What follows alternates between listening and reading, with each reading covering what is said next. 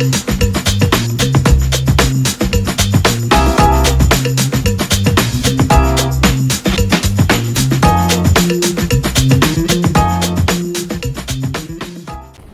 everyone, good morning and welcome to Devotion from Nation. This morning I'm so glad karena saya bisa menjumpai Anda kembali dalam program Devotion from Nation.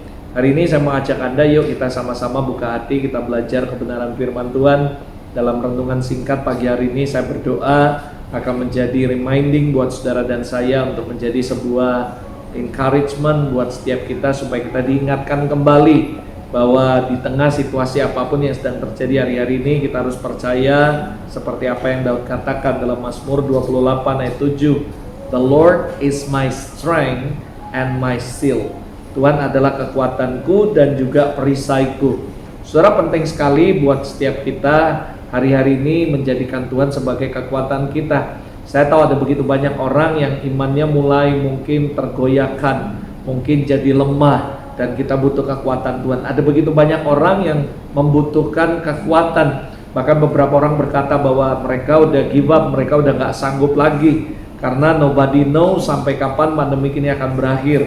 Ada begitu banyak orang yang mungkin sudah mulai give up, sudah mulai putus asa, sudah mulai terlalu banyak mereka stres dan sebagainya. Hari ini saya kasih tahu buat Anda, situasi apapun yang terjadi dalam kehidupan Anda, musim apapun yang Anda hadapi, percaya kalau Anda mengatakan bahwa God is my strength and my shield. Saya yakin sih seperti Daud berkata dalam Mazmur 28 ayat 7. Dikatakan Tuhan adalah kekuatanku dan perisaiku, kepadanya hatiku percaya. Aku tertolong, sebab itu beria-ria hatiku dan dengan nyanyianku aku bersyukur kepadanya. Saudara, ketika Anda membutuhkan sebuah pertolongan dalam masa-masa gini, seharusnya kita percaya kepada Allah. Daud adalah orang yang sangat percaya kepada Allah. Daud adalah orang yang bukan cuma menjadikan Tuhan sebagai kekuatannya, perisainya, tapi dia percaya. Itu sebabnya dia tertolong. Saudara, saya percaya, kata faith ini artinya is not only trust in God promises, tapi kita juga harus percaya in God process. Ada begitu banyak orang yang cuma believe God promises. Mereka deklarasikan janji-janji Tuhan, mereka klaim, mereka pegang, mereka imani, dan mereka percaya bahwa janji Tuhan akan jadi dalam hidup mereka. That is good, saya agree, but it's not enough. Saudara, kita juga harus percaya bahwa in God process. Karena saya percaya setiap proses yang Tuhan izinkan terjadi dalam hidup Anda akan membuat Anda semakin kuat, akan menjadikan Anda orang Kristen yang kuat. Karena itu yang salah satu goal daripada apa yang Tuhan kehendaki dalam hidup kita, supaya kita jadi kuat di dalam kekuatan kuasanya. Saya percaya pandemi ini bukan sesuatu yang menakutkan sampai membuat kita jadi terintimidasi, takut. Tapi saya percaya semuanya akan jalan seperti biasa kalau kita mempercayai Allah dengan segenap hati kita, sepenuh hati kita, dengan bulat. Dan saya percaya kita akan tertolong, because God is my strength and my shield. Saya berdoa, yuk jadikan Tuhan sebagai kekuatanmu, jadikan Tuhan sebagai perlindunganmu.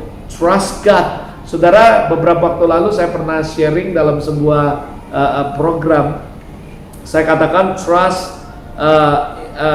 God itu sama dengan trust the process, saudara.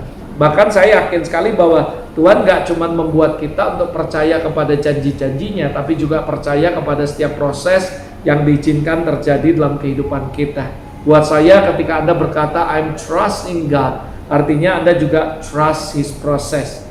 Trust God artinya juga trust His way. Ketika Anda berkata I'm trust the Lord, artinya Anda juga harus trust His will. It's not my will, it's not your will, but His will. Dan saya berdoa supaya Anda jangan cuma percaya God promises, bukan cuma percaya dengan miracle, keajaiban supernatural, but trust also in God process.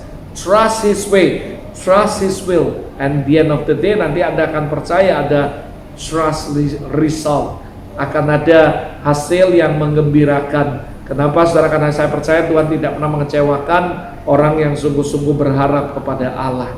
Nah, saudara, saya memberikan sebuah renungan dalam devotion ini, The Story of King David. Bagaimana dia mengalami berbagai musim dalam kehidupannya, mulai dari dilupakan oleh keluarga. Anda semua tahu the story-nya. ketika seorang nabi Samuel datang kepada keluarganya mengatakan bahwa salah satu dari anggota keluarganya akan Tuhan pakai menjadi raja Israel. Daud tidak dihitung, saudara, tidak masuk hitungan, saudara. Anda semua tahu the story-nya, dilupakan. And then abis itu, saudara, sampai dia akhirnya dari seorang yang dilupakan masuk sebuah musim di mana dia menjadi orang yang sangat terkenal ketika dia dapat promosi Tuhan mengalahkan Goliat.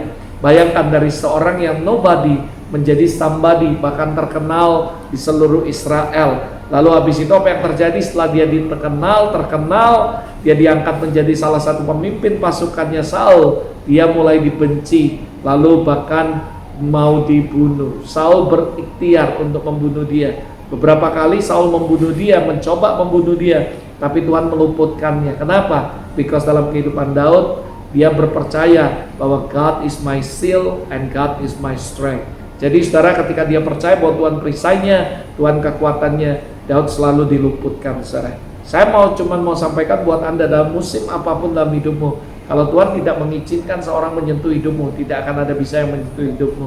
Lalu Anda tahu bagaimana setelah dikejar Saul, mau dibunuh berkali-kali, dia ke Gua Adulam.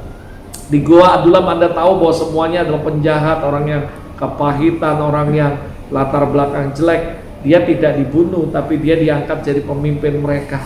Bahkan di Gua Adulam, dia bisa berteman dengan mereka dan mengayomi mereka sampai akhirnya mereka menjadi orang-orang kepercayaan Raja Daud, saudara. Lalu apa yang terjadi setelah itu? Dia tetap dikejar oleh Saul sampai akhirnya lalu masuk musim yang lebih dahsyat lagi, dia diangkat menjadi raja atas bangsa Israel.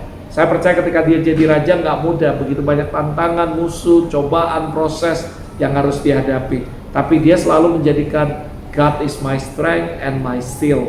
Lalu apa yang terjadi? Saudara, dia masuk fase yang lebih mengerikan lagi. Dan menurut saya ini adalah fase yang paling terendah dalam kehidupan Daud, di mana dia dihianati oleh Ahitofel dan dihianati oleh anaknya namanya Absalom. Dia bukan cuma dikejar oleh Absalom, bahkan Absalom mau membunuh dia, saudara. Bayangkan ketika seorang mengasihi anaknya, mengembalakan anaknya, mengayomi, mendidik, tiba-tiba anaknya berbalik bahkan untuk menyerang, bahkan membunuh dia, saudara. Saya percaya Daud pasti sedih, Daud pasti sangat sedih, saudara, dan mengalami sebuah titik terendah dalam kehidupannya. Tapi apa yang terjadi, saudara? Tuhan kembali lagi jadi kekuatan Daud dan perisainya, sehingga Absalom tidak bisa menyentuh kehidupan Daud. Bahkan Tuhan menggagalkan nasihat Ahitofel, dan apa yang terjadi? Justru Absalomlah yang mendapat celaka. Lalu akhirnya Daud kembali menjadi raja, dan Alkitab mencatat setelah itu, saudara, dalam 1 Tawarik 29 ayat 28, Raja Daud meninggal di usia yang lanjut usia, ubanan semuanya, rambut memutih, bahkan dia penuh dengan kekayaan dan penuh kemuliaan. My conclusion dari story of King David, apapun yang terjadi, proses apapun yang dia lalui, musim apapun, baik waktu dia ada di atas, di bawah, titik yang paling rendah, selama Tuhan adalah kekuatan kita, selama Tuhan adalah perlindungan kita, percaya kehidupan kita akan dipenuhi dengan kemuliaan dan nama Tuhan dipermuliakan. Percaya bahwa kehidupan Anda dan saya pasti akan happy ending, saudara. Jadikan Tuhan pagi hari ini kekuatan kita dan perisai kita. Let's we pray together. Father, we believe you are my strength and my shield. Dan kami juga berdoa, kami percaya Tuhan akan jadi kekuatan dan perisai bagi semua orang dimanapun mereka berada yang percaya sungguh-sungguh kepada Engkau, Tuhan.